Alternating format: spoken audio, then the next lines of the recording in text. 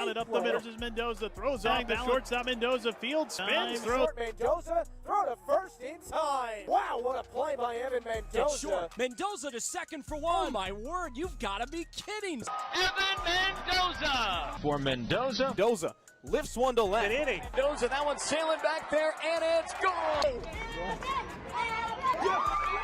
Now, those are some of the plays and the insights of playing baseball at the highest level, not just posting about it. Now, let's flip the script. Here's what my students and families have to say about working with me. Just share his stories of the kids asking him, what did you do? And his one answer was one word: Evan. It's an overall great program to improve your metrics, mental approach, your velocity, and your outreaching strategies. Because there's a ton of players I know that are way better than me that had 0 offers because they don't know how to reach out to coaches. Pretty much every possible number would have gone up. I was high 70s and now I'm aiming for mid to high 80s and hitting the same thing. I was high 80s off machine and now I'm able to put some balls out in the mid 90s. JT's motivation to want to do it at home, be proactive in his baseball career, and we are able to do these things for him, and it's self-motivated and he's taken that action. As a parent, you want to be able to say yes to something like that. It's been making me feel much more confident. Like now going into the season, I feel I have all the ability I need and I can just play and trust that all the work I did will pay off. Started working out, I was about 120, 115, about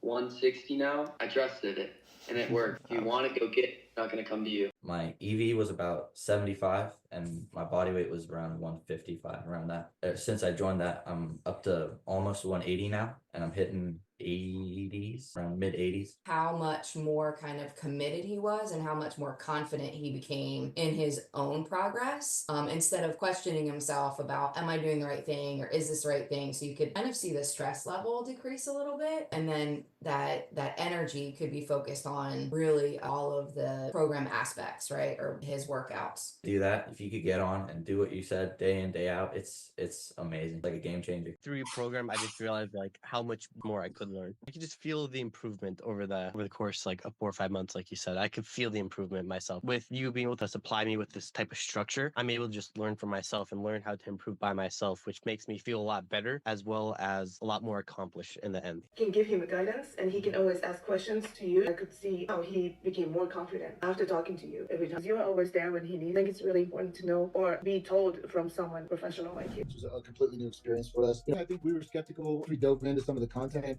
We realized how good it was and the quality of it. The way that you kind of worked with him and you set expectations for him, and like, hey, these are the things I'm expecting from you, and that was a big part of why we enjoyed the program as well. The program has made me a little eagerness to go out and do something and not just wait for the team practice and do things on my own. As his dad, I can tell him till I'm blue in the face that this needs to be done. And sometimes it doesn't resonate coming from the dad. Sometimes it needs to come from a pro ball player. Through your program, I just realized how much more I could learn. I could just feel the improvement over the course of 4 or 5 months, like you said. With you being able to supply me with this type of structure, I'm able to just learn for myself and learn how to improve by myself, which makes me feel a lot better as well as a lot more accomplished in the end. I definitely recommend joining it. It's awesome. The community's great. Having you there to support you is incredible, and overall love the program. You get the full structure. You get your lifting, you get your arm velocity, you get your mechanics, you get your hitting, and the hands-on approach from you. Infield velo was 68 or something like that. It was not good. My 60-yard dash was 7.7, which is not good. And I was not very mobile. I wasn't very strong. I mean, I'm a big kid, but a lot of it was just from my size.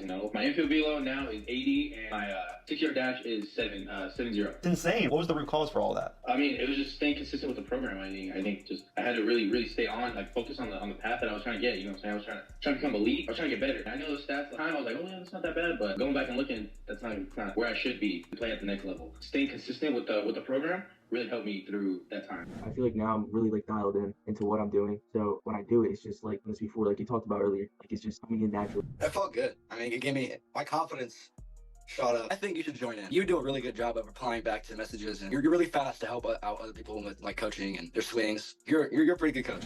Hitting improved, lifting improved, velocity went up, speed went up, everything in general went up. Before joining, I tracked my 60 time and I was running a 8.22, and then after a while, I did a showcase, and then I ran a 7.08. What do you think leading cause for that? That's a crazy jump. Probably mobility and probably the exercises that you have in your academy that allow for growth in those little tiny muscles that people forget about. I could tell I was hitting the ball a little bit harder, and then it got better and better and better. And then my speed picked up with the sprinting training and all that, and I was just getting a lot better. But before that, it was not super good. I've definitely picked up on my hitting velo. Before I joined the program, my velo was 72 off the bat, and at this showcase, I hit 80. That's insane, dude. No, so when I first saw your program, you were talking about how to get to college and how to get D1 and get recruited and all this, and that had me super interested because I'm trying to go D1 and everything, try to get a scholarship and all this, and your program definitely talks about it and helps you walk through it and get you started. Honestly, I would say like the program definitely helped me a lot. Helped me work through some things, get my visualization for games and all that, just get me prepared. Obviously, like my program's remote. Like, have you had any trouble by doing the work that I provide you?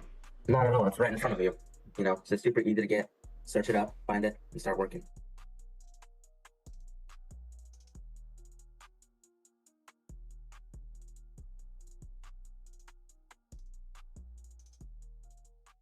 Welcome Evan Mendoza to the program. Cardinals third baseman Evan Mendoza. Giving it a look, finds the railing and he tumbles over, but he made the catch. Unbelievable, Evan Mendoza. Gran jugada en Evan Mendoza, dos joyas defensivas. Evan Mendoza makes a great Rounded up the middle is Mendoza, throws out the shortstop. Mendoza field spins, throws. Mendoza throw to first in time. Wow, what a play by Evan Mendoza. Short. Mendoza to second for one. Oh my word, you've got to be kidding. Evan Mendoza. For Mendoza lifts one to left. An inning. Mendoza, that one's sailing back there, and it's gone. Now, those are some of the plays and the insights of playing baseball at the highest level, not just posting about it. Now, let's flip the script. Here's what my students and families have to say about working with me. Just share his stories of the kids asking him, what did you do? And his one answer was one word. Evan. It's an overall great program to improve your metrics, mental approach, your velocity, and your outreaching strategies. Because there's a ton of players I know that are way better than me that had zero offers because they don't know how to reach out to coaches. Pretty much every possible number when I've gone up. I was high 70s and now I'm aiming for mid to high 80s and hitting the same thing. I was high 80s off machine and now I'm able to put some balls out in the mid 90s. JT's motivation to want to do it at home, be proactive in his baseball career, and we are able to do these things for him, and it's self-motivated and he's taken that action. As a parent, you want to be able to say yes to something like that. It's been making me feel much more confident. Like now going into the season, I feel I have all the ability I need and I can just play and trust that all the work I did will pay off. I started working out. I was about 120, 115, about 160 now. I trusted it and it worked. If you want to go get it, it's not going to come to you. My EV was about 75 and my body weight was around 155, around that. Since I joined that, I'm up to almost 180 now and I'm hitting 80s, around mid 80s. How much more kind of committed he was and how much more confident he became in his own progress, instead of questioning himself about, am I doing the right thing or is this the right thing? So you could kind of see the stress level decrease a little bit, and then that energy could be focused on really all of the program aspects, right? Or his workouts. Do that. If you could get on and do what you said day in, day out, it's amazing. Like a game changer. Through your program, I just realized like how much more I could learn. I could just feel the improvement over the course like of 4 or 5 months, like you said. I could feel the improvement myself. With you being able to supply me with this type of structure, I'm able to just learn for myself and learn how to improve by myself, which makes me feel a lot better as well as a lot more accomplished in the end. You can give him guidance and he can always ask questions to you. I could see how he became more confident after talking to you every time. You are always there when he needs. I think it's really important to know or be told from someone professional like you. Which was a completely new experience for us. I think we were skeptical. We dove into some of the content. We realized how good it was and the quality of it. The way that you kind of worked with him and you set expectations for him. Like, hey, these are the things I'm expecting from you. And that was a big part of why we enjoyed the program as well. The program has made me like a little eagerness to go out and do something and not just like wait for the team practice and do things on my own. As his dad, I can tell him till I'm blue in the face that this needs to be done. And sometimes it doesn't resonate coming from the dad. Sometimes it needs to come from a pro ball player. Through your program, I just realized like how much more I could learn. I could just feel the improvement over the course like of 4 or 5 months, like you said. With you being able to supply me with this type of structure, I'm able to just learn for myself and learn how to improve by myself, which makes me feel a lot better as well as a lot more accomplished in the end. I definitely recommend joining it. It's awesome. The community's great. Having you there to support you is incredible, and overall love the program. You get the full structure. You get your lifting, you get your arm velocity, you get your mechanics, you get your hitting, and the hands-on approach from you. Infield velo was 68 or something like that. It was not good. My 60-yard dash was 7.7, 7'7", which is not good. And I was not very mobile. I wasn't very strong. I mean, I'm a big kid, but a lot of it was just like from my size. My infield velo now is 80, and my 6-yard dash is 70. It's insane. What was the root cause? All right. Hope everyone's having a great day today. My name is Evan Mendoza, and welcome back to another Coffee and Baseball. I'm going to go ahead and do the thing that I love to do so much, which is basically just write in the new current day, day 6 of 50. We're streaming every single day at 11 a.m. Eastern time, excluding Sundays. We're going to get right into it, guys, because time is of the essence, and I want to make sure that you guys get the best quality experience here today. On this live. We're streaming on Facebook, we're streaming on YouTube, we're streaming here on Instagram as well. So guys, if you have a baseball related questions, feel free to drop them down below in the chat. That's what this is all about. There were a couple of questions that I want to hit on before we get started. So again, if you have any baseball related questions, feel free to ask. But cool. So what's the biggest mistake you see on hitting videos? So hitting videos, if we really break it down into a hitting highlight video, this is where we want to make sure of a couple of things. So in a hitting highlight video, we want to make sure it's quick paced, right? If we're not pacing the video and we're not editing the video beforehand, these college coaches will get bored, right? As a byproduct if you don't do this, right? Another area, like an example actually of this, is like the Game Changer films. If you know what Game Changer is, you obviously have heard of the Game Changer films.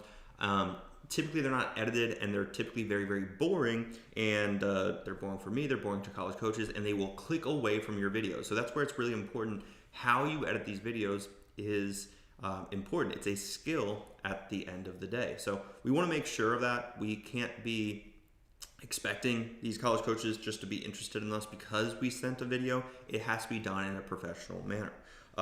So it needs to be quick paced.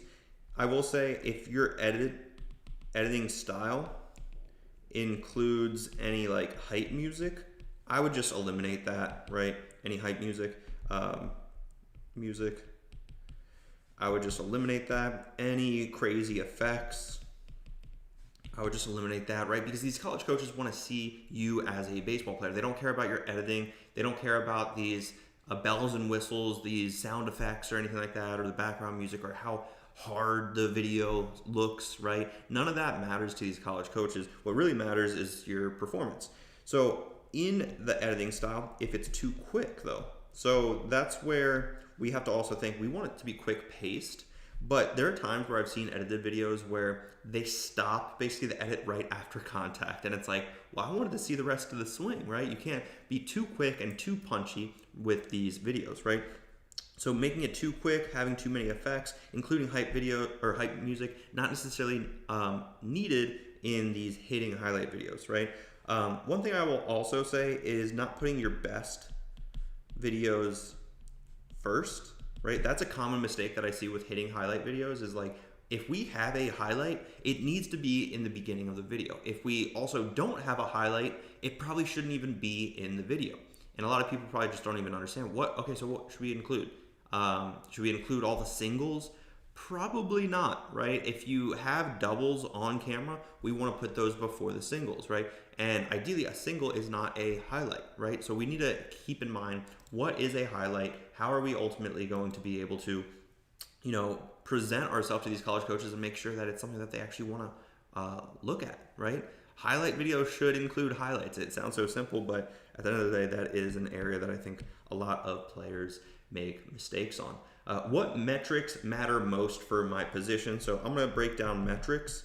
Well, first off, 60, arm velo, and exit velocity are your baseline metrics. You need to know these things, and if there's anybody that doesn't know what any of these things mean, let me know, and I will kind of break it down.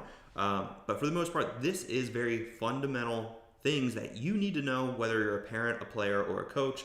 Obviously, I will give you a quick breakdown. So 60-yard dash, that's running quite literally 60 yards in a straight line. Not very hard. Time yourself, and then we'll go from there. Arm velo, that's basically how hard you throw. That is not a pull down. I think a lot of people love the pull down culture. Hey, I can pull down 92. Cool. How hard do you throw on the mound, right? Oh, 86. Okay, so you throw 86. You don't throw 92. Pull downs basically, for those that don't know, it's basically when you get a sprinting start and then you throw it as hard as you possibly can against a radar gun. And it's just like, it doesn't matter where the ball goes. The only thing that you're chasing is the velocity number. And if you're not able to translate that velocity number over to the field, it doesn't really matter. As far as exit velocity, quite simply, put a ball on the tee with a wood bat and then hit that ball as hard as you possibly can on a low line drive. That's going to be how you maximize that exit velocity. So as far as a positional breakdown, because this is really important, I'm actually going to record this because I like this piece of content. So which metrics matter the most for my position? So we're going to be talking about 60 time, arm velo, and exit velocity. So first off, I'm going to talk about middle infielders because this is definitely where I was most comfortable. So middle infielders, your 60 time, we do need to be higher than most. This is an athletic position. You're in the center of the field, and ideally center of the field athletes are athletes. As far as arm velo, this is where you don't need as much of an arm velocity to really separate yourself because it's not the most needed skill set. As far as exit velocity, we'll always need that at the highest level, so make sure that you're focusing on that. But ultimately, the 60 time showcases that athleticism. Your arm velocity, for my 7 years of pro baseball, guys, I never threw a ball like over 80% of my maximum effort, so you shouldn't have to either. As long as you have good footwork, you have quick hands, those are going to be the things that matter a lot more than your arm velocity. As far as exit velocity, of course, that's something that you just need to make sure you're in that category. Now, as far as like center field, it's going to be very, very similar. Where 60 time, we want it to be extremely good. Arm velo, ideally we want it to be there. Exit velocity, not necessarily the most important thing, right? Because as a center fielder, we need to be able to cover ground, which equates to having a good 60 time. As far as playing an outfield position, that's where your arm needs to be somewhat solid. As far as your exit velocity, if you're able to put the ball on the ground and just beat out singles, that's something that's going to be able to provide value to the team. Now, let's talk about corner infields. Right, corner infield's first base and third base.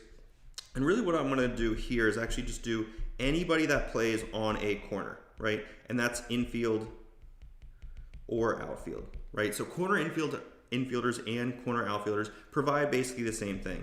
Exit velocity and power, right? And that's the big leading charge. As far as their 60 time, it's not needed. As far as arm velocity, yes, if you're playing right field, we want to have a little bit stronger arm. If you're playing first base, it doesn't really matter, right? So the big area for corner infielders, as we're separating ourselves from the middle of the field, for those that don't know, if you're playing in the middle of the field, you want to be an athlete. Once you start to deviate from the middle of the field, that's when you're going to become a little bit more focused on that power number and that hitting side of things. Now, real quick, we'll just cover catching because exit velocity doesn't really matter. 60 time doesn't really matter. Arm velocity, like, yes, it does matter. Your pop time will matter.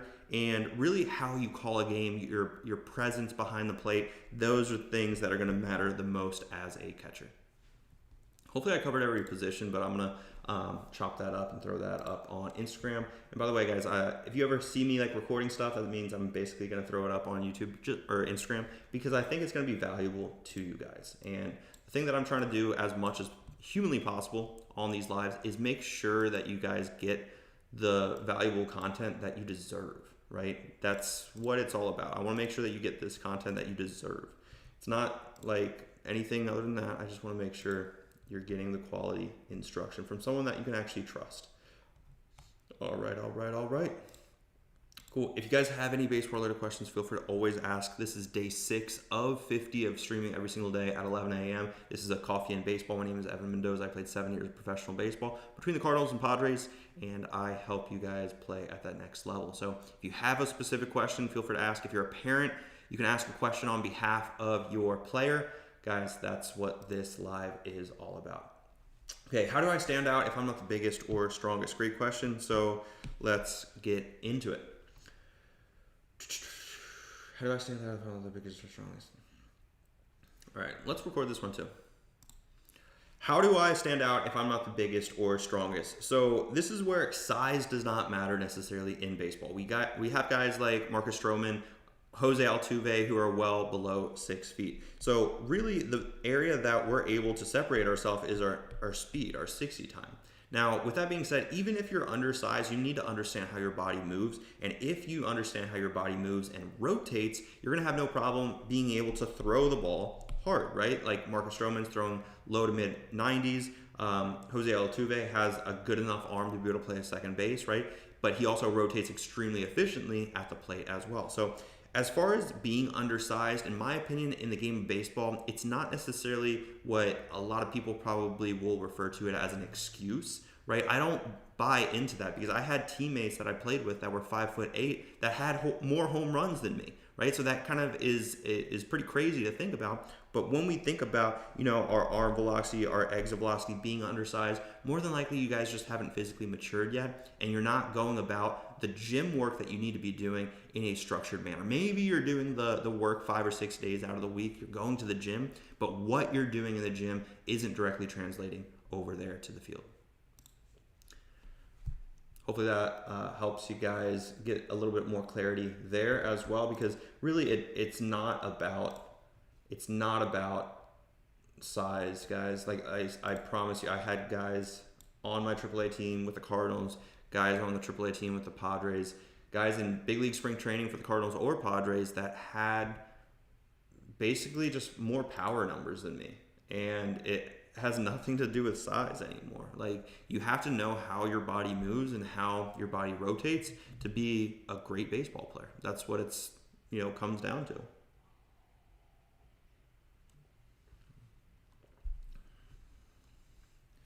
I just want to make sure we're still good. If anybody has any questions over on Instagram, over on Facebook, anybody on YouTube, if you have any baseball related questions, feel free to ask. That's what I'm doing this for. I want to make sure that you guys have as much baseball knowledge as you wish. Really, that's what these lives are all about, guys. These are mostly for the parents, by the way. That's why we're doing it at 11 a.m. If you see your son in the chat, text him, tell him to get off of his phone in school. But that's what we do this for, is we want to make sure that you're getting the instruction, some guidance, a vantage point, a new set of eyes on whatever you got going on right now. So if you have any base related questions, feel free to ask.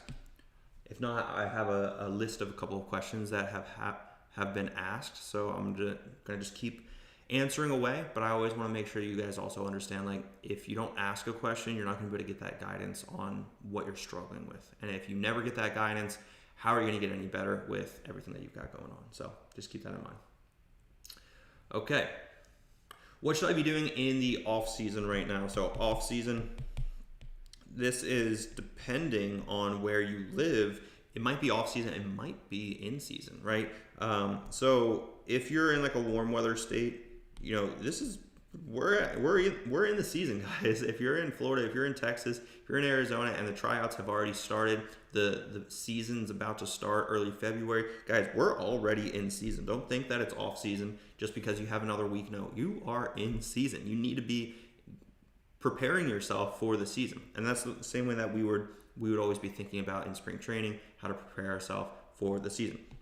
Now, if you're in a cold weather state, this is where ideally you might have like 2 more months of off season, you know. So what we do in these 2 months is really critical, right? Because ideally we still have like 1 more month of not necessarily needing to do baseball activities every single day. I will always say this, when I was taking a step back as far as, and this is something that I'll draw out for you guys. So in my pro career, this is typically my mindset on how I would go about the off season. So the end of the season would typically be, I think it was September, right? That's the end of the season. So basically it stopped right there. And then the off season was right here. It was from September all the way technically until February, right? And then the season is here. And that's the season, right? So this is the area that I want to talk about, because this is the off season, right? And I'll just make it a little bit cleaner. There we go. So this is the off season, right? This area right here. When we're thinking about, like, okay, this is Thanksgiving. Yeah, that's, you know, Christmas. Right here, this is New Year's Eve. right? Maybe I'd offset it a little bit, but basically when we're thinking about incorporating baseball activities, it would typically be New Year's Eve until February. That's where we want to work on skill work and making sure that we're incorporating skill work into our daily activities as far as getting after it in the gym, making sure that we're going and hitting, throwing, fielding, doing all the necessary baseball skills right here in between New Year's and when the season starts. So typically that wasn't from, January 1 to ideally February 1. So there's a solid month of time where you're able to do those baseball activities and start throwing, start getting after it. And usually that month of time is enough because we want to ramp up to a level, not necessarily of mid-season form. And this is, by the way, guys, when I was in pro ball, this is my mindset of how I would go about the off season. It wasn't necessarily about getting into mid-season form by February 1st, right? I want to feel comfortable. I want to be able to have a constant hitting routine, but most importantly with my arm, right? We're not trying to overdo it too soon, right? We're not trying to throw long toss every single day and get really, really, tired before the season even starts. And we have to really think about it. This is not the season. February 1 is not the season. And this is some of the mindset stuff that I love to always talk with my students, right? Because February 1, that's not the season. That's when spring training typically would start, give or take, right? Spring training games would start sometimes, it was usually like February 20th, somewhere. That's when games start. So now we have 20 days here to do even more arm work, to do even more skill work, to hit more, right? We have 20 extra days between when we report and when first game is. Well, now that's just first spring training game, right? So we have to think about like, okay, well, these are games here. Yes, we want to be prepared for those games, but now typically like April 1 is when real games start, right? So like we have to think about, okay, we don't want to start our baseball activities too soon because, again, right here in this part of the off season, and maybe it's easier to visualize now. I'm going to change the color. So to summarize, this is the off season. This is the entire off season. We're going to call it September 1 to February 1, right? February 1 is when we're reporting to spring training. This chunk right here, I'm going to just color it in to make it easy. This needs to be on your physical development. This has to be on your physical development, right? And if you look at it, it's like 3/4 of the off season needs to be strictly talking about the gym, right? This area right here, maybe I'll change colors to make it easier for you guys. This area right here, this blue, that's physical and skill work, right? Adding in that skill work because we're nearing the season and we want to make sure that we're prepared for it, right? So these are the things that not everyone's going to tell you, but it is important that we understand how to go about it and making sure that we know basically, how our mindset needs to work to get the results that we want to see at the end of the day, guys. We don't want to be mindlessly just like going into the season not knowing what to expect. Like that's not going to give you guys any results, right?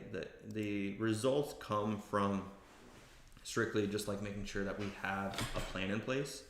And a lot of times you high school baseball players and parents do not have a plan in place, unfortunately. So guys, if you have any baseball related questions, the few people that are over on Facebook, the few that are over on YouTube, I hear you guys, I see you guys. So if you guys have a baseball related questions, feel free to ask. That's why I do this, by the way.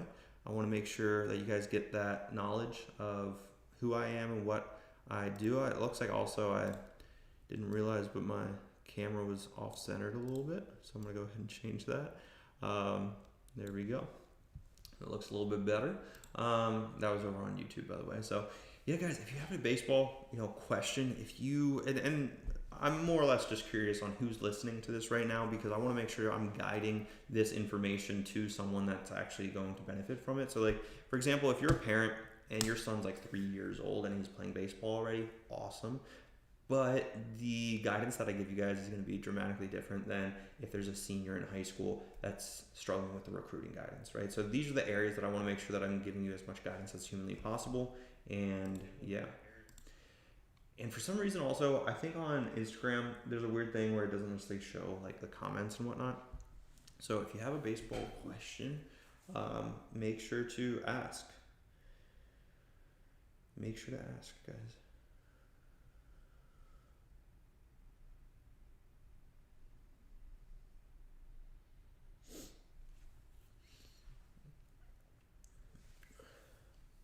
But yeah, guys, if you have any baseball-related questions, feel free to ask.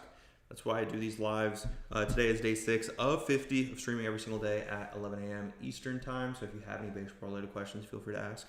But yeah, in previous days, what we did was, and I'll have to show you guys over on this one. I have done like profile audits of players. This is Andres. He joined into my academy a couple weeks ago. His dad joined into the live and wanted to get a profile audit. So basically what I did, and maybe I need to pull up. This is like another one where we kind of just go over what we're posting in our bio. That's something that I've done before, and if anyone is interested in doing that, feel free to ask and just make sure that you give me your username and we will be able to go from there. But yeah, guys, I've also done swing breakdowns on this. For those that don't know, TikTok was my OG.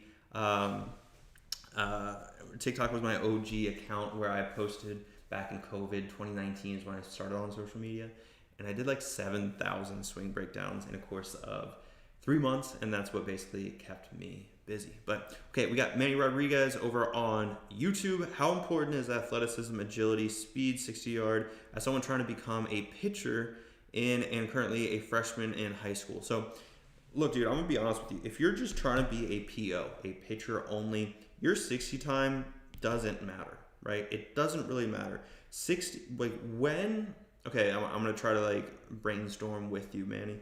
If you were to run, when was the last time you watched a big league baseball game and you saw a pitcher sprint, not just jog, but sprint 60 yards in a straight line? You never have seen it, right? So because pitchers, what they need to do is throw the ball, and if anything, basically have a PFP, pitcher fielding position, right? Practice, PFP, whatever. A PFP is basically a comebacker that the pitcher receives, a ground ball, they field it, whatnot. And that's maybe 1 or 2 jab steps, but not 60 yards, right? So if you're a pitcher, that athleticism, agility, speed, not the most important thing.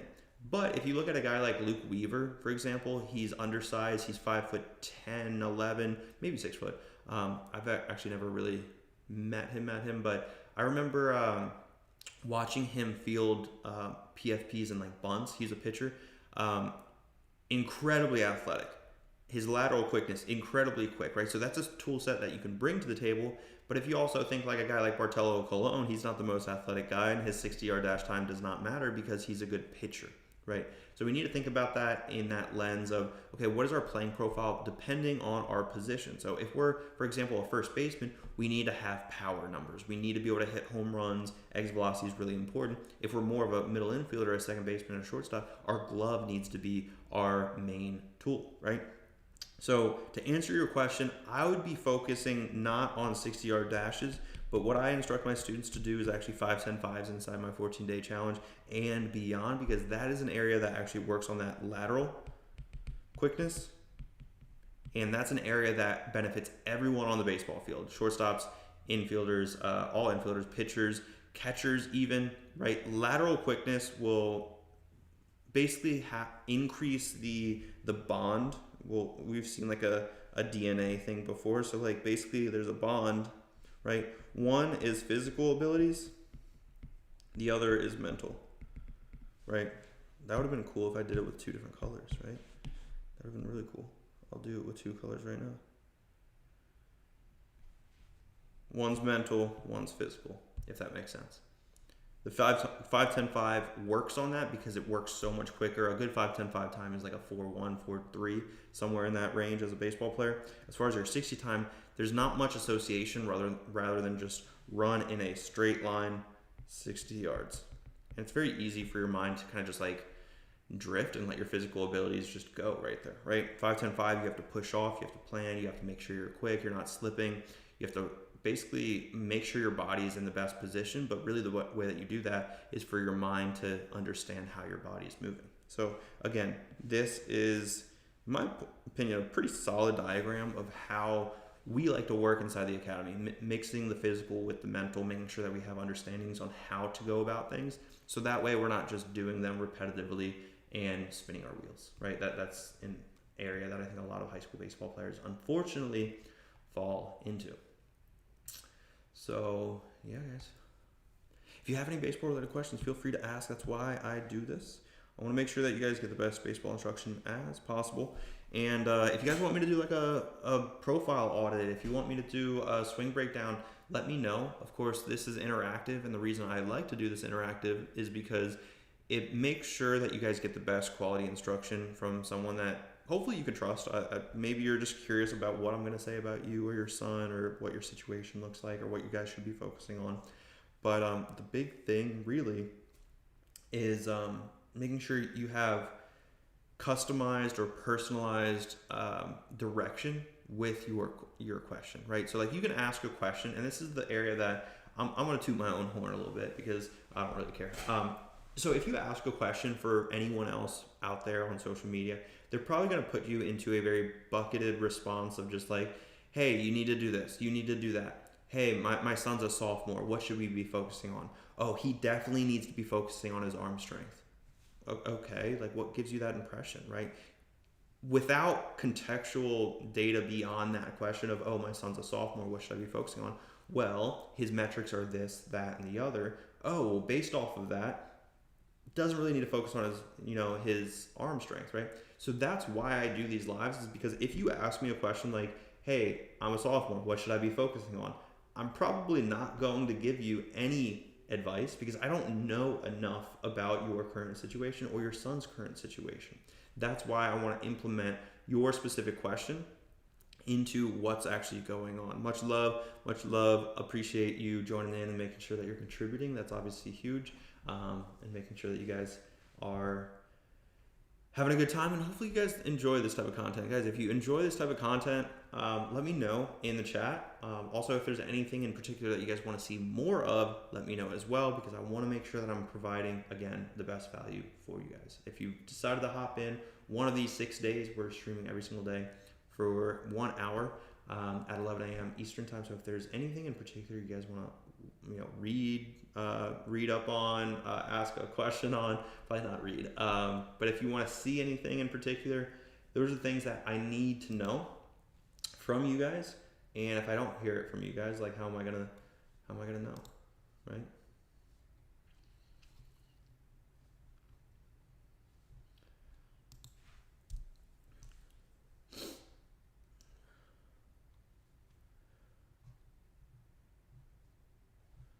All right. And also, great question, Manny. I appreciate you you hopping on and asking a question. Sometimes questions can be quite intimidating, and I want to talk about a quick little story time on questions. Because it's an area that for the longest time, okay, so I want to talk about school, right? Because in school, typically, you'll be forced to sometimes raise your hand and ask questions, right? I never like to do that because for the most part, my GPA was good, right? My grades were good, and I felt like I didn't want to slow down the class. Like I always, in my mind, I was like, okay, well, if nobody asks questions and if everybody gets it and everybody does their in-class assignment, class could finish 30 minutes early, and then that means we have 30 minutes at the end of class to basically do nothing or work on other homework.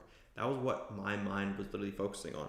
So I never liked to ask questions. I didn't like to be an inconvenience. Now, once I got to pro ball, that's where typically we would have guests, like guest speakers, basically. We would have individuals from the organization, speakers.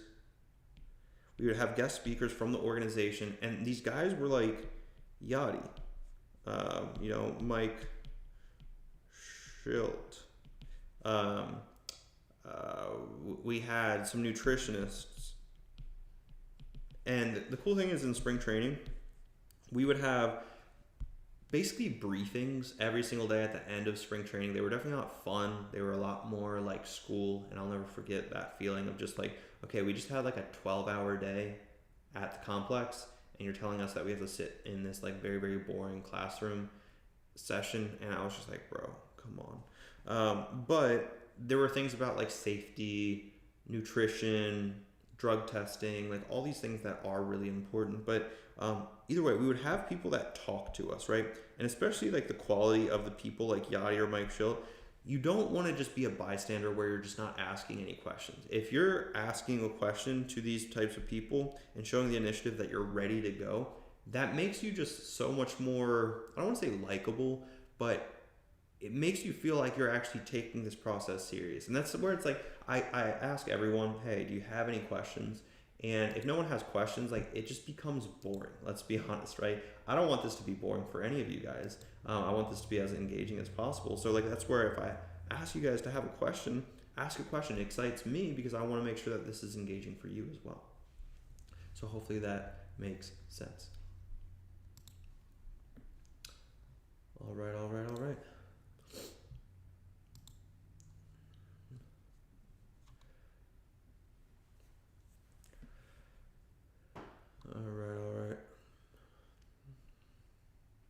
Ooh, good question. So what's one thing that parents will do that hurt recruiting? So I'm just going to put number one, right? Number one, big and bold right there. What's one thing that parents will do that hurt recruiting? Well, parents email on behalf of their player. That is a big no. Guys, you do not want to be emailing these college coaches on behalf of your player. If you're emailing these college coaches on behalf of your player, who's showing the initiative at the end of the day? Is it you or is it your son? More than likely it's you, right? It's not like the best way that you should be going about it. You want to make sure that your player is showing that initiative and also communicating with these college coaches. It's not you, right? So we always have to think about like the dynamic, right? If parents are emailing on behalf of the player, it's just going to, like, in my mind, I'm already eye rolling because I'm like, oh, the parents are doing it. Like, does the parent want the scholarship or does the kid want the scholarship, right? Does the parent want to play shortstop for the Georgia Bulldogs or does the player want to play shortstop for the Georgia Bulldogs, right? So like that's where the biggest mistake that parents can make when emailing or when in the recruiting process for their high school baseball players is emailing on behalf of the player. Quick little story, little side note. When I was going through the college recruiting process, my mom was actually emailing some of the coaches that I was emailing, but she wasn't telling me. So there was a mixed information and a lack of communication internally from my mom and myself, right? So think about how bad that looks to a college program. It looks like we're not on the same page. It also looks like my mom's the one telling me to email and then is also doing it, and it was just not a good dynamic, right? So again, and by the way, when I found out that, I told her to stop because I was like, I don't like this. I would rather do it because I am doing it. But anyway, don't let the parents, and a lot of parents follow me, and a lot of people, parents are probably on this live right now. Don't let the parent side of things take over on the recruiting side. It should not be a part-time job for you to get your son recruited to play college baseball. It just simply is not. We really want to think about, like, again, the responsibility, the foundations of like what these high school baseball players need to be doing to, play in college. And some of these core principles of who they are, right? Their ability to basically wake up on an alarm by themselves, get up and get ready, maybe make their own lunch, take care of themselves, do their own laundry. Like these are little things that basically just show responsibility And in that responsibility, of course, playing at that next level in college is going to be needed without a doubt. Without a doubt. Hey, coach, I've made a recruiting highlight reel, but I think it's a little short and there are older clips. Don't worry about the older clips and whatnot. Like, coaches probably won't notice. Should I start sending what I have to get on that list, or wait? Should I start sending what I have to get on the list? What do you mean by list? Willie, what do you mean by that? Should I start sending what I have to get on the list, or wait, what list? Are you talking about just like overall general list, like for coaches to notice you? Is that what you mean? By the way, like if you have to make a first impression, yeah, like, so the way that I always instruct my students to reach out is because it really is like a funnel. At first, we need to make an impression. What's going on? Okay. Are we good, pencil? At first, we need to make an impression, and from that impression, what we really want to do is gauge some level of interest, or engagement. From that engagement inside your email, that's where it's really important to be tracking certain metrics as far as how your email is performing, if they're opening, if they're clicking, if they're responding on it. And that's where typically a lot of people are falling short. Now the next step is basically seeing if they're interested. And that's where, again, based off of the engagement, we're able to gauge some of their interest level, not fully, but in this interest level, that's where typically, if you're an upperclassman, that's where you might get texts and, personalized emails and things like that. Maybe inviting to a prospect camp, which is a little bit of a smaller camp, things like that. From that interest, they might be interested enough to be able to offer you a visit, and in that visit, that's when they're going to ultimately offer you, right? And this is where D1, because not all offers are obviously D1. But yeah, right now what you're talking about is like really at the very, very top, right? The impression of these college coaches, making that first impression obviously is really important, right? But the area of like sending out a recruiting highlight video, you think it might be a little bit short, but there are some older clips. Dude, Willie, it's not that big of a deal if there's some older clips in there. I've used older clips before in some of my reels and stuff like that. It's not that big of a deal because it's still a highlight, right? And how we're linking that, especially inside of our email, that's the important area that I think a lot of players are falling short. You have no tracking system. You're just basically spraying and praying. And if you don't know what a spraying and praying recruiting strategy is, you send as many emails to as many coaches as possible and hope for the best. And a lot of these emails will completely get lost into the void, into a black hole, and they're going to disappear because you're going to feel like none of these coaches have responded to you. So clearly you're not good enough. That's just the mental psychology of what will happen. I can almost promise you that because I speak to a ton of players and parents. So how are we able to track that engagement of when someone has opened, when someone has clicked, when someone has responded? Like, we need to have percentages basically for all of these, just the same way that you have percentages of what your metrics are and what your arm velocity is and what your batting average is. Like, you probably know those things, right? And your height and your weight. Those are all metrics. Why don't we have metrics around our email? If we're trying to become that 1% that play D1 baseball, we need to know these things because that's going to help us guide the strategy beyond that first email. Because, to answer your question, you're trying to get on that first impression list, right? You're overall just trying to get on that list. How are we going to gauge that interest if you're sending out 100 emails and 98 of them did not get back to you and you got 2 responses and they were camp invites? Well, what happened to these other ones? Did they click on your highlight video? Did they even open your email? Maybe they didn't even open your email and you just didn't ever get that clarity. You need to know these things to be able to funnel yourself down to get more visits, to get more offers, and to get more scholarships. So hopefully that helps, Willie. But I would say, yeah, definitely send it. There's nothing that hurts. The only thing that hurts is really the area of not being able to implement like a strategy or really any type of like tracking system. And that's something that I teach with all of my students inside my academy. So if that's something that you guys are interested in, you can always schedule an eligibility review.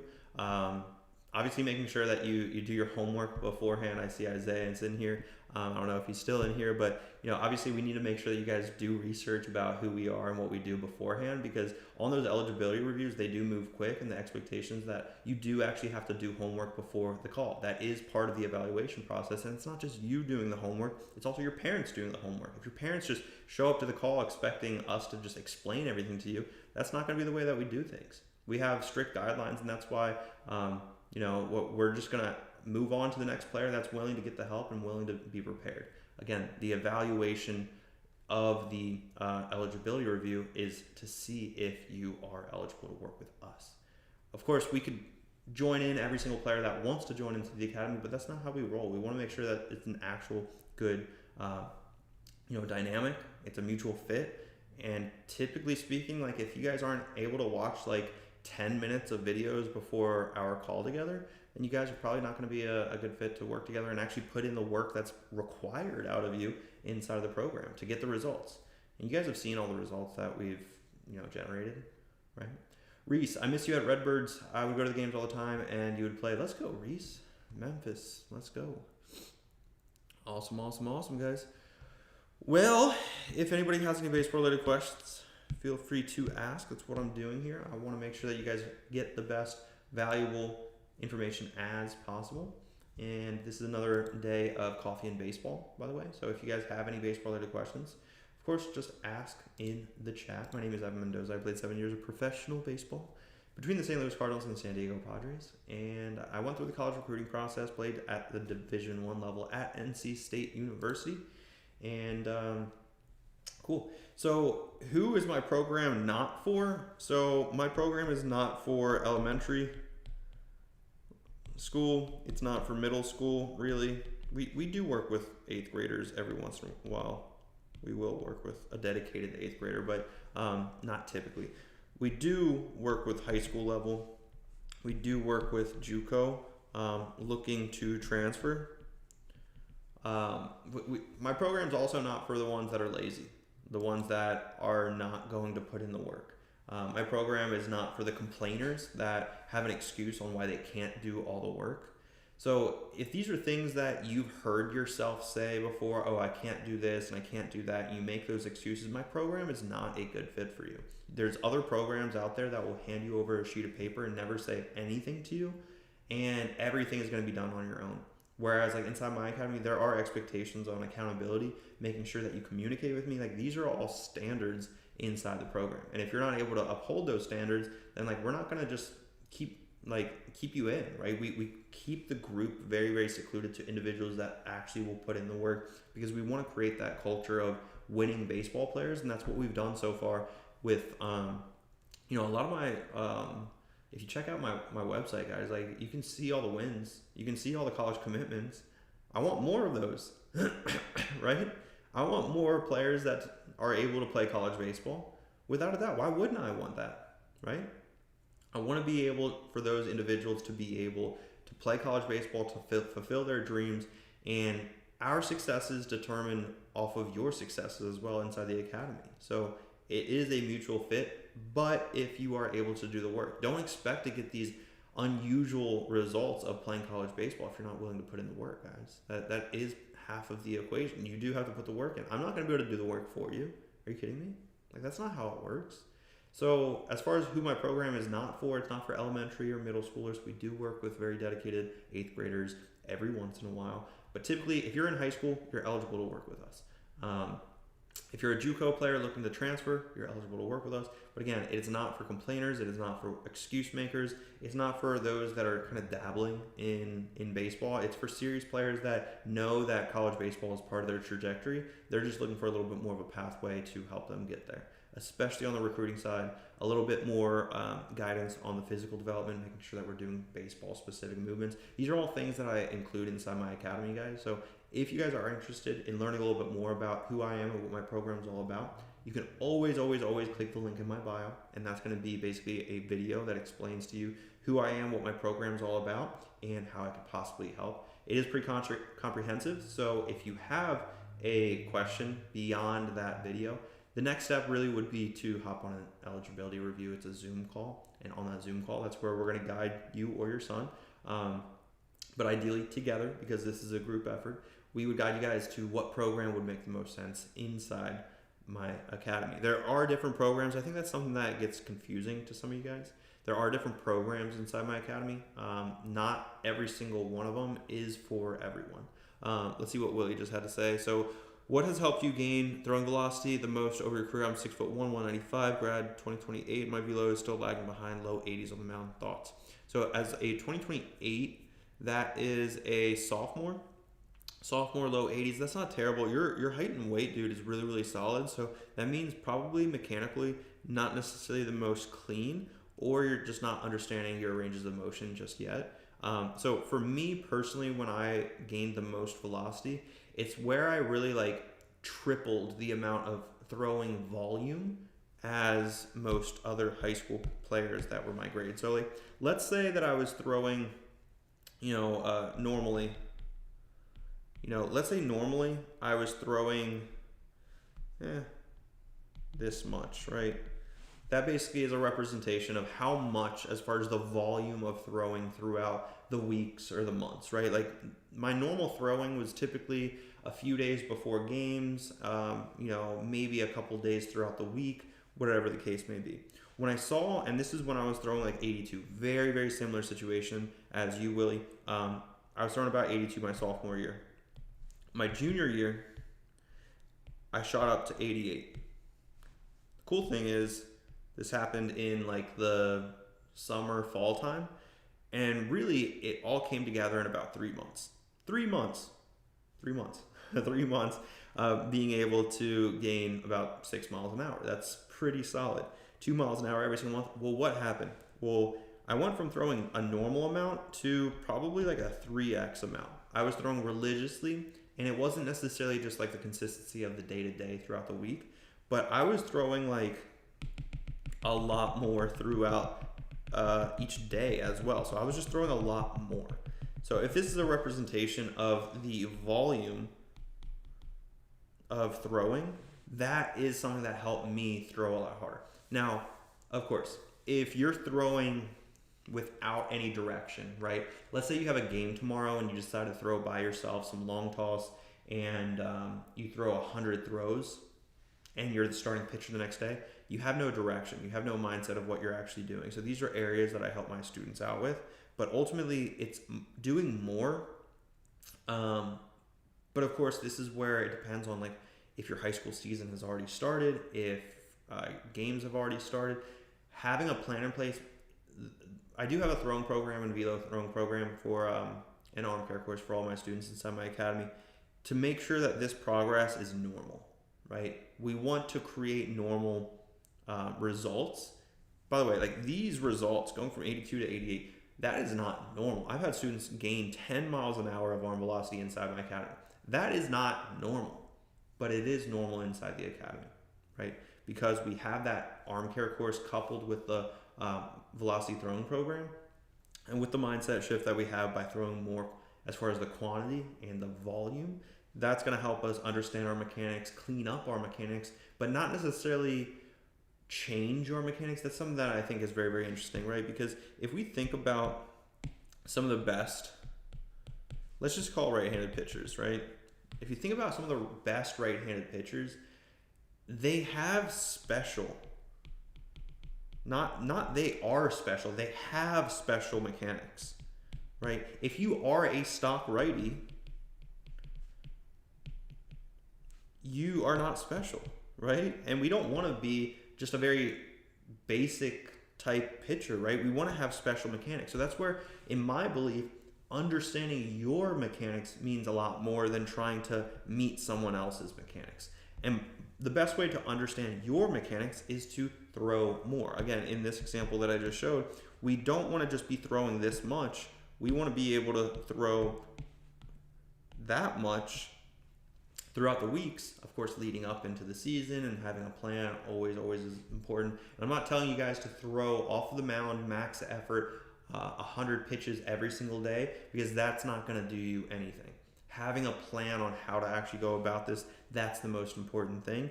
But the biggest shift for me that helped me to answer your question, Willie, is the volume, right? Having more volume and increasing that, that's going to help you out the most to be able to throw harder, especially with your height and weight, dude. Like you're 6'1", 195, you're built, you're a sophomore, but you're throwing low 80s. Like with that body, I don't want you, and you might hear this, some of your teammates might have already joked around about you. You don't want to be a waste of a human specimen. And you are a specimen. You're 6'1", 195 pounds as a sophomore, dude. Like that is built. We need to continue building that to be able to see the progress you want and to be able to play at the highest level in college, at the Division I level. So hopefully that answers your question, dude. If you have any other questions, feel free to join back in or ask below. We have about 10 more minutes, guys, of this Coffee and Baseball. Today is day 6 of 50. We're doing lives every single day, excluding Sundays at 11 a.m. Eastern time. So we're going to be live on Instagram, Facebook, and YouTube. If you have a YouTube, go ahead and make sure to subscribe to me over on YouTube. And turn on like the bell notification so that way you get notifications when I do go live. If the 3 people that are over on Instagram right now, if you guys want to head over to my Instagram page, go do that right now. Just search up Evan Mendoza Baseball. Turn on those bell notifications though, so that way when I go live, you know exactly what's happening. You'll get an email, I believe, and then from there, it's awesome. What do you mean by more volume of throwing? Yeah, so to kind of answer your question, I mean like right here, right? So let's kind of break it down a little bit clearer. So if we're talking about volume, so volume is the same thing with lifting, right? So if we're lifting and let's just say we're doing bench press to make it super easy, right? If we do 3 sets of 10 reps, technically, and let's say we're doing that at 1 singular pound, LBS, right? So basically what we can do is 3 times 10, that's 30. 30 times 1, volume, the volume number is 30, right? So this is a lifting example. I'll get to the throwing here in a second, right? But if we do now 3 sets of 10 reps at 10 pounds, now the volume is 300 because this is a dynamic area where we have 3 variables. Of course, throwing is typically just 1 or 2, but this is volume, right? These 2 numbers are volume over here because of the weight that we're doing, because of the reps that we're doing, and because of the sets that we're doing.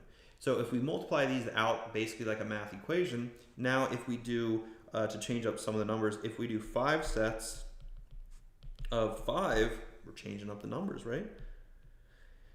And we're doing that, you know, 5, let's do by 10 pounds, you know, so now 5 times 5, 25, now that's 250. So technically, if we do 5 by 5, but at 10 pounds, that's 250. So that's less volume, and this one is more volume, 3 sets of 10 at 10 pounds, right? So this is kind of a way to understand like a numerical value of our effort level and the intensity of whatever our workout is in the gym. So as far as the volume aspect of getting after it with throwing involved, same idea, right? We can have long toss times 10 throws at 120 feet, and that's going to basically give us an equation. I'm not going to necessarily do the math right there, but that's going to give us X. We could do mid toss basically times 20 throws at 90 feet, and that's going to give us Y, right? We could do a touch and field day. If you don't know what a touch and field day, it's basically super short, and at 30 throws at 45 feet, because we just threw maybe the last previous day. So this is a good way to keep your arm in motion, and that's going to give us Z, right? So these are all different numbers based off of the workload as far as the volume of throws. Manny, I'm kind of curious, does that make sense? Because I love how you're interactive with these lives, dude. That's awesome. You're asking multiple questions. That's huge. It's making me really like you also, by the way, because it's making like this dynamic of you wanting to learn, me giving you that guidance, and it's also giving other people guidance because other people might not feel as confident to be able to ask those questions. So 100% it does. Okay, cool. So we just learned something, dude. And that's something that for the longest time, I didn't know anything about it. I didn't know what volume meant. Even when I was in college, and I think it was towards my junior year of college, right before I got drafted, I started to understand what volume really meant. And yeah, I'm happy that you're learning something through these lives. Obviously, these lives are, you get out what you put in. And this goes for everyone. If there are people listening to this live right now, you're not asking questions, you're kind of just putting it in the background, that's cool. You can do those things. You're just not going to get as much out of it, just like Manny did. So great job to you, Manny, and awesome as well for you, Willie, to be able to ask a question. So to add to my other question, I'm throwing 270 total a week, broken into sessions of, so 270, is that like feet? I'm throwing 270 total. Is that, I'm curious what that means, but we can get into it. Broken into sessions of 90, mixing in plyos, long toss, mound work. Should I increase, or is it good volume target? So I don't know if that's 270 total throws, and also what your effort level is at those throws, right? So 270 reps. So broken total a week. So what is that? 270. So 270 divided by 7. So you're typically doing around 40 throws per day. Mixing between plyos, long toss, and mound work. Mound work should probably be around 2 days a week in off season. Long toss should probably be 3 times a week. Plyos, I didn't like plyos, to be honest with you. My pitching coach in college tried to get me on plyos after my first start, and I'll never forget it. I heard a pop, and I didn't like that. My about 270 total throws. Yeah, so as far as like with where you're at, dude, 40 throws roughly on average per day. I want to give you some insight, because where I was at when I made that shift, I remember, I think it was about 4 days a week.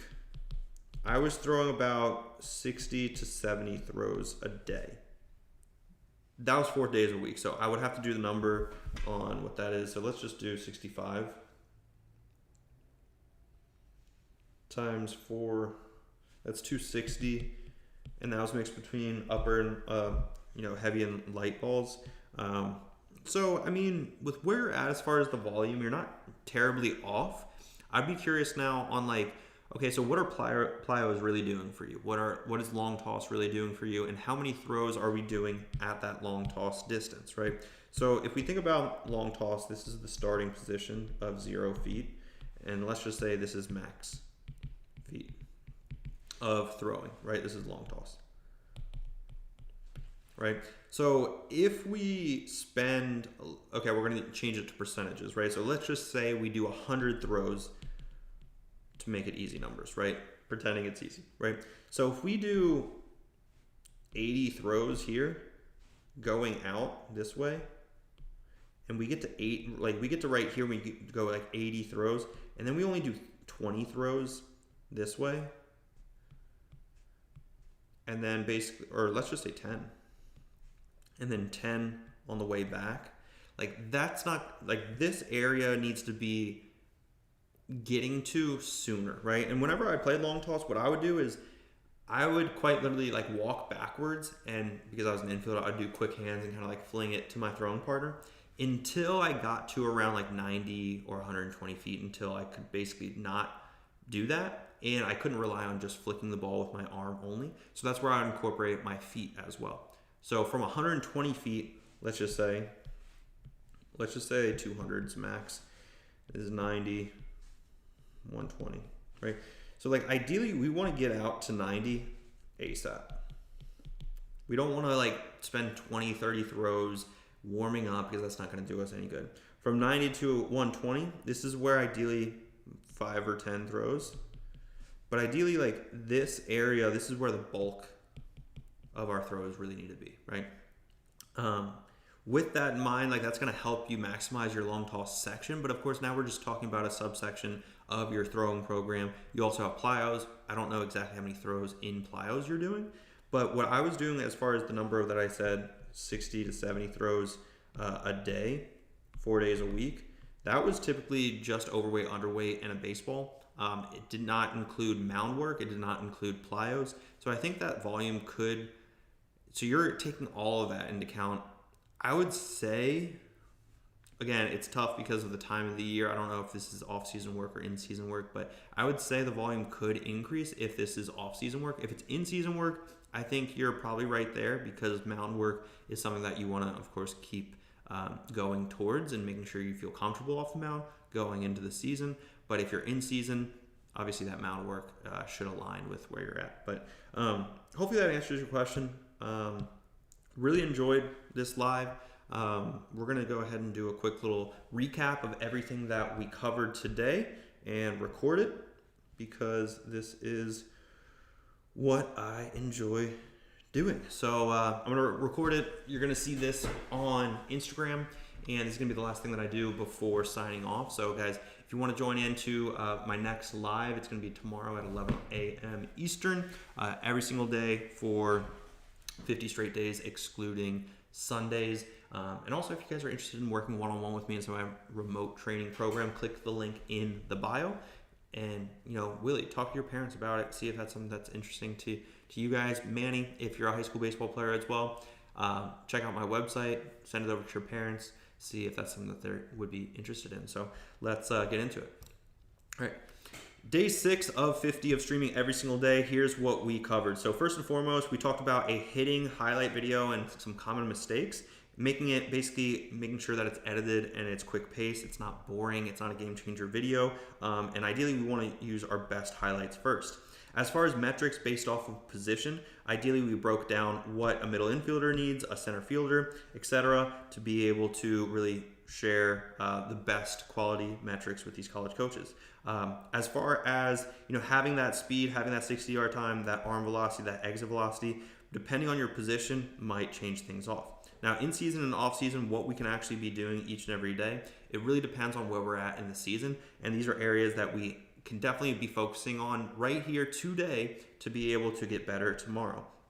Now, an area that I really like talking about is in that off-season mode, we want to make sure that we're spending a good 3/4 of that in development mindset, where we're really focusing on getting bigger, stronger, and faster, not necessarily the baseball-specific skill work. We're going to go ahead and try to scroll down, but one thing that we talked about is in the college recruiting process, making sure that we have the impressions, the engagement, the interest, the visits, the offers, and then hopefully getting the opportunity to play D1 baseball. We talked about who my program is not for. So it's not for elementary school players, middle school players. It is for high school players, and very small occasions we'll work with JUCO players to help get transferred, or a very dedicated 8th grader. We also talked about increasing volume is the best way to increase that arm velocity. And if we're thinking about a right-handed pitcher, we want to perfect our mechanics, not to conform into a stock righty. We talked about volume again to get a little bit more clarity on what volume means when we're talking about throwing and also lifting. And that's an example that I did right here. And then most importantly, we kind of just broke down a specific game plan for throwing program, long toss, what we're doing and how to go about long toss to maximize it in our throwing program. Join me tomorrow for day 7 of 50. Awesome, guys. Well, that was what we covered today. If that's anything that's interesting to you guys for tomorrow, join me tomorrow at 11 a.m. Eastern time. I'm going to sign off. If you guys are interested, once again, click the link in my bio to learn a little bit more about who I am, what my program is, and how I could possibly help you guys out. Peace. Welcome Evan Mendoza to the program. Cardinals third baseman Evan Mendoza. Giving it a look, finds the railing and he tumbles over, but he made the catch. Unbelievable, Evan Mendoza. Gran jugada en Evan Mendoza, 2 joyas defensivas. Evan Mendoza makes a great Grounded up the middle. Mendoza throws off the shortstop. Mendoza field spins. Mendoza throw to first in time. Wow, what a play by Evan Mendoza. Mendoza to second for one. Oh my word, you've got to be